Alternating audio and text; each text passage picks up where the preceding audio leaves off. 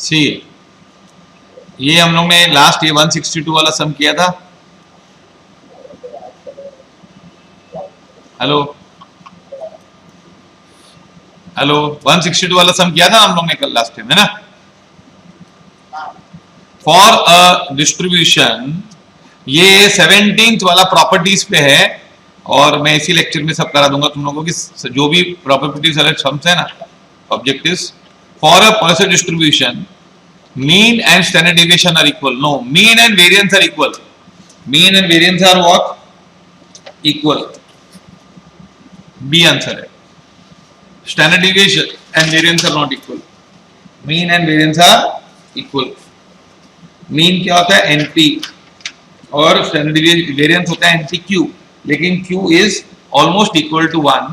जब क्वेश्चन में आते हैं तो वो इक्वल हो जाता है। आया समझ में? इसके बाद क्या है कहानी में? पॉइसन डिस्ट्रीब्यूशन में भी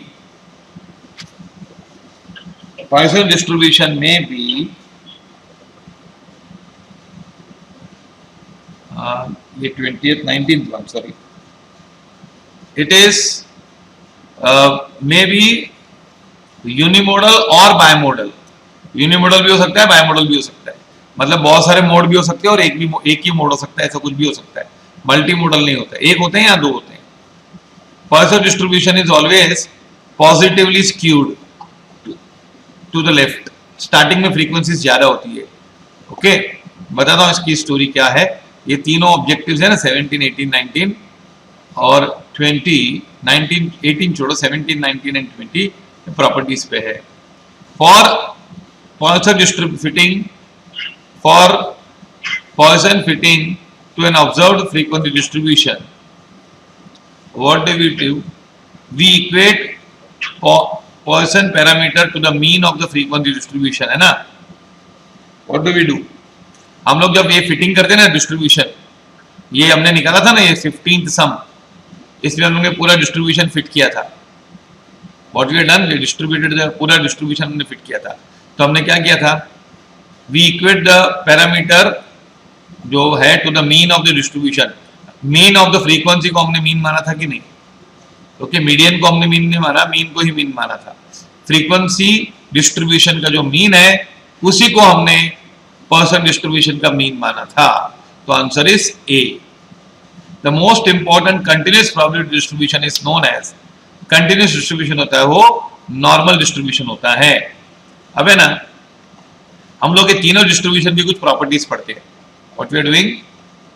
सम ये तीनों डिस्ट्रीब्यूशन, तीसरा डिस्ट्रीब्यूशन नॉर्मल हमने शुरू नहीं किया है, पर हम उसकी प्रॉपर्टीज पढ़ते हैं। सी, बायनोमियल डिस्ट्रीब्यूशन में मीन क्या होता है? एनपी। स्टैंडर्ड डेविएशन क्या होता है? एनपीक्यू। वेरिएंस क्या होता है? एनपीक्यू। रूट ऑफ एनपीक्यू होता है, ये एनपी होता है। और बायनोमियल डिस्क्रीट होता है। डिस्क्रीट होता है मतलब binomial is dependent upon number of successes. तो नंबर ऑफ सक्सेसेस है ना, वो क्या होते हैं? सर नंबर ऑफ सक्सेसेस होते हैं 1, 2, 3, 4। 1.5 सक्सेस नहीं होता है, 2.5 सक्सेस नहीं होता है, डेसिमल वैल्यूज नहीं आते हैं एक्स की, तो उसके लिए डिस्क्रीट है। बाय पैरामेट्रिक दो पैरामीटर होते हैं, एन और पी। एन और पी से सब एन निकलता है, पी निकलता है और क्यू निकलता है। फिर कितने सक्सेस चाहिए? वो success, number of success is from 0 to n. It is unimodal or bimodal depending upon the values of p and q. Maximum value of variance is n is equal to 4, n divided by 4 when p is equal to q is equal to half. p और q half होते हैं ना, p भी half होता है, q भी half होता है और p प्लस q तो 1 होता ही है। तो जब p और q हाफ होता है तो वेरिएंस मैक्सिमम होता है। Okay, additive, if x and y are two independent variables such that x belongs to binomial, first का n 1 है और p है, और सेकंड का b n 2 है और मीन p है। Okay, p sorry, probability of success is p, then x plus y is n1 plus n2 और उसका probability भी p रहेगा। एडिशन दिया ना। पॉइसन डिस्ट्रीब्यूशन में मीन होता है एनपी और ये होता है एनपी, और वेरिएंस भी एनपी होता है, क्योंकि इधर भी क्यू लगाएंगे ना क्यू, तो q is almost 1. It's a discrete distribution. Now Poisson distribution deals with rare events. क्या होता है? रेयर इवेंट्स होते हैं, जैसे स्नेक बाइट, फायर, है ना. तो ये रेयर इवेंट्स होते हैं, वो भी एक बार होंगे, 2 बार होंगे, 3 बार होंगे, या 0 बार होंगे, लेकिन 1.5 टाइम्स नहीं होते हैं, 2.5 टाइम्स नहीं होते हैं. तो it is a discrete distribution. Uniparametric, only one parameter, इसमें खाली एक ही पैरामीटर होता है, एम मिल जाए सब कैलकुलेट हो जाएगा. Unimodal or bimodal depending upon the parameters. The value of mode is as under. If m is a non-integer, then the largest value of the integer is m is mode. See here. If m is 6.23, then mode is 6. If m is a integer, then it is bimodal. And the modes are m and m minus 1. For example, if m is 3, then modes are 3 and 2. Follow this? If m is 3 ना, तो 2 mode होते हैं. अगर m binomial में, sorry Poisson distribution में, देखो है ना, अगर मीन है ना, मीन या m, पॉइसन डिस्ट्रीब्यूशन की बात कर रहा हूं. अगर m है ना इंटीजर है, से 5, तो फिर 2 मोड निकलेंगे, 4 and 5, ये 2 मोड निकलेंगे. अगर इंटीजर है, मोड m is 7, तो 6 और 7 2 मोड्स निकलेंगे. अगर ये m 5.23 है, तो फिर एक ही मोड होगा, 1 मोड, 5 होगा. अगर 5.64 है तो भी 5 होगा, 5.99 है तो भी 5 मोड होगा, एक ही मोड होगा. ओके.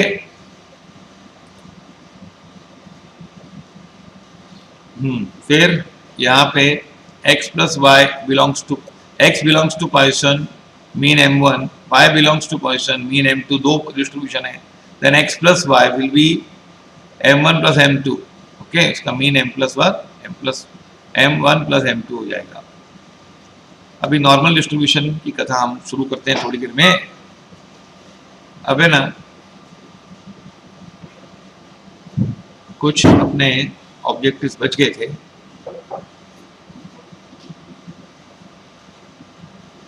ये क्या थे?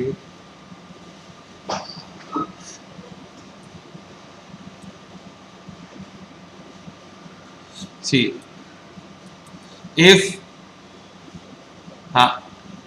x belongs to binomial, what would be the maximum value of variance when n is 16? अभी n 16 होगा ना, तो मैक्सिमम वेरिएंस कभी होता है, ये प्रूफ करने की जरूरत नहीं है.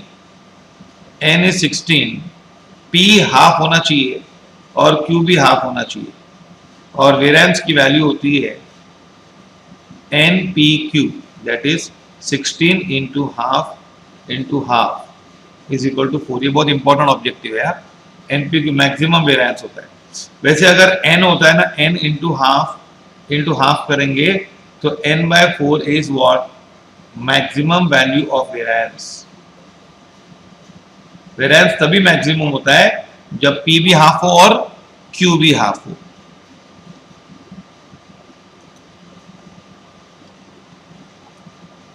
आया समझ में? इसका ऑप्शन क्या होगा? बी. ना ये जो हमने यूनिमोडल और बायमोडल पढ़ा, वो बाइनोमियल के लिए भी है. If x is a binomial variate with parameter 15, parameter np होता है 15 एंड सॉरी ये n होता है और ये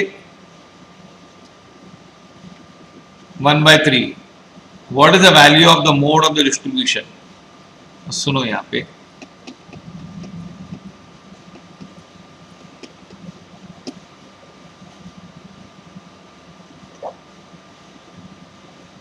यूनिमोडल और bimodal depending upon the value of p and q. Okay, तो इसमें भी है ना तुम लोग को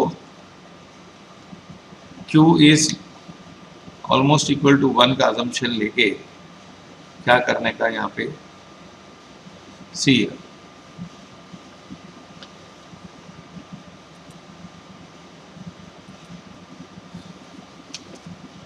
सी 15 इंटू 1/3 क्या आएगा, एनपी मीन निकालने का, 15 इंटू 1/3 क्या आएगा, 5 आएगा। तो मोड है ना 5 और 4 होगा, सॉरी इंटीजर आया ना, इंटीजर आया तो 5 और 4 होगा, लेकिन 5 दिया ना, तो you take what 5 only. Follow this के एन पी, एन और पी को मल्टीप्लाई करो, मीन आएगा, तो मीन 5 आया तो फिर 5 आंसर आएगा। Follow this. मोड एम होता है और m - 1 होता है, यहाँ पे सेम रहेगा मीन। देन इसमें से मेरे ख्याल से कुछ बाकी नहीं बचा है। हाँ, पॉइसन डिस्ट्रीब्यूशन की और कुछ प्रॉपर्टीज हैं तो यहाँ पे लिखी गई हैं। सी yes. Poisson distribution is based on the following assumptions. Statistical independence is assumed. Occurrence or non-occurrence of event does not influence the other events. मतलब एक बार इवेंट अकर हुआ या नहीं अकर हुआ तो दूसरे टाइम उसकी प्रोबेबिलिटी सेम ही रहती है. It doesn't influence the other events. The probability of happening of more than one event is very small. Interval is negligible. तो एक से ज्यादा टाइम इवेंट होगा उसकी चांस बहुत हमेशा कम रहती है क्योंकि इवेंट रेयर होता है. The probability of success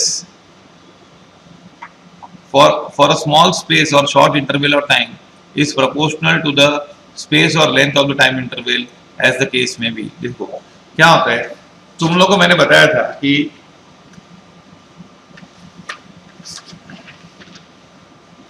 Poisson distribution में एक रेफरेंस होता है. क्या होता है? रेफरेंस. मैं तुमको एग्जांपल देता हूं. जैसे है ना रॉन्ग कॉल फोन में आता है ना, हाँ, रॉन्ग, किसी ने रॉन्ग नंबर डायल किया, हमारे को रॉन्ग नंबर आया, इसकी प्रोबेबिलिटी बहुत ज्यादा होती है कि कम होती है? कम होती है. रेयर इवेंट है ना. रॉन्ग कॉल रोज आते हैं, घड़ी घड़ी गलत कॉल घड़ी घड़ी आते हैं कि आपको नहीं ना. तो है ना, हम लोग एक टाइम इंटरवल लेते हैं, स्मॉल टाइम इंटरवल से, स्मॉल टाइम इंटरवल से 1 आवर.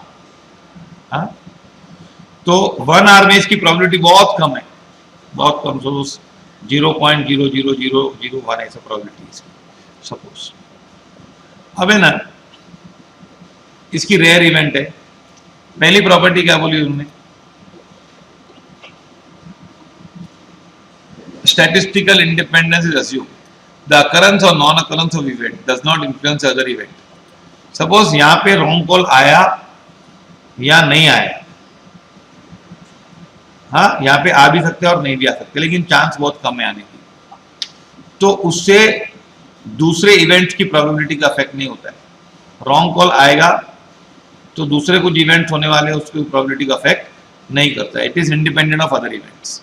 सेकेंड, 2 रॉन्ग कॉल है एक टाइम इंटरवल में, 2 बार वो होगा, वो बहुत less chance, very less chance, क्योंकि एक बार होने की चांस ही बहुत कम है, तो 2 बार होगा उसकी चांस तो बहुत ही कम होती है. Follow this. ओके, समझा कि नहीं?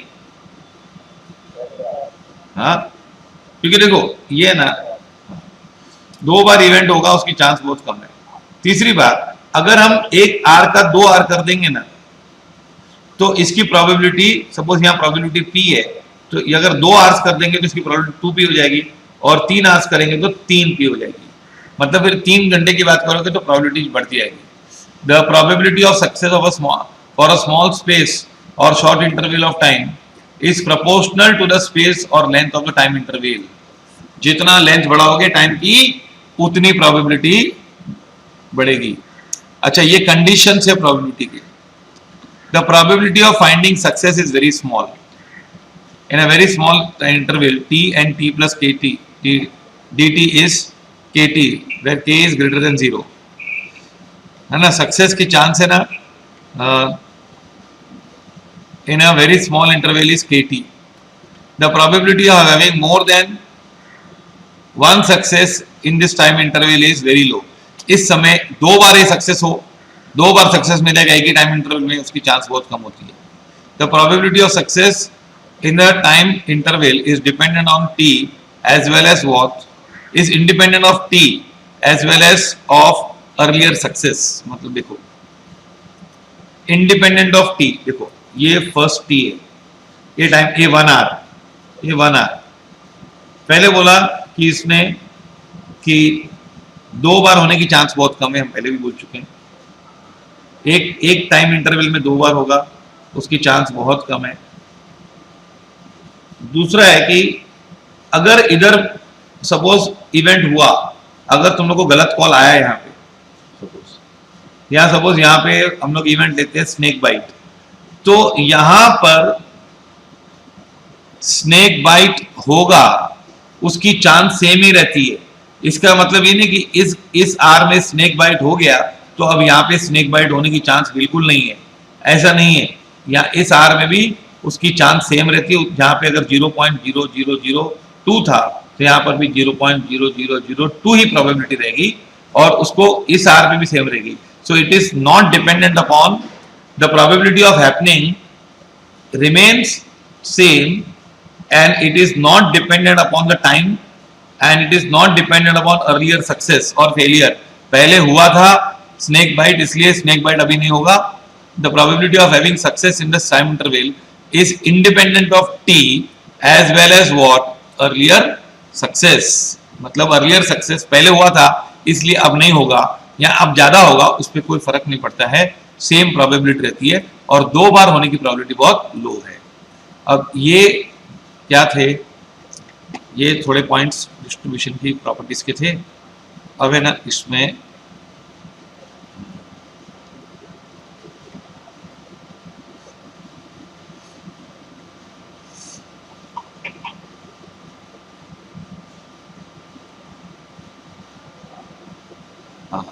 which is not the assumption of a probability of having success in a small interval is constant। Okay, ये assumption नहीं था, ये assumption था क्या? नहीं, ये the probability of having more than one success in a small is very small। The probability of having success in a small interval is independent of time and also earlier success, ये था। The probability of having success in a small time interval is kt for a positive value constant k। ये तीनों assumption थे। ये constant है success की probability, ये तो assumption नहीं था। तो A is not a assumption, follow this। हाँ, it is independent of other successes, ये बात थी। ओके, तो A is not a condition of, ये कंडीशन नहीं थी। ओके, फिर 18 किया हमने। पॉइसन डिस्ट्रीब्यूशन इज हमने किया है अभी, यूनिमोडल और bimodal, depending upon value of m। Positively skewed होता है वो, okay, it is positively skewed, symmetric नहीं होता है। We equate Gaussian parameter to the mean of the distribution, distribution के मीन को हम मीन मानते हैं, और ये खत्म हुआ दैट ये नॉर्मल डिस्ट्रीब्यूशन क्या है। फॉलो दिस, आया समझ में?